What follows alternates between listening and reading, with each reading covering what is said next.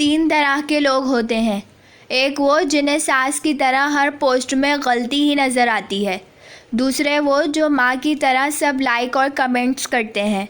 और तीसरे वो जो रिश्तेदार बनकर छुपकर तमाशा देख रहे होते हैं।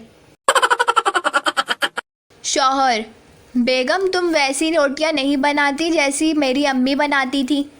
बेगम: क्योंकि तुम वैसा आटा नहीं गूंथते जैसे तुम्हारे अब्बा गूंथते थे।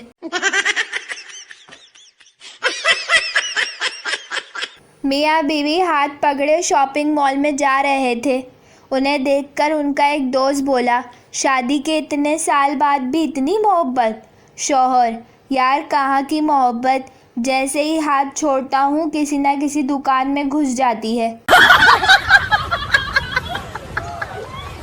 एक बच्चा शादी में रुखसती के वक्त अपनी माँ से बोला, अम्मी दुल्हन तो बहुत रो रही है।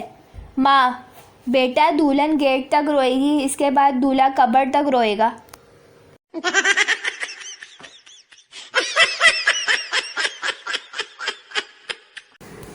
टीचर: भैंस दुम क्यों हिलाती है?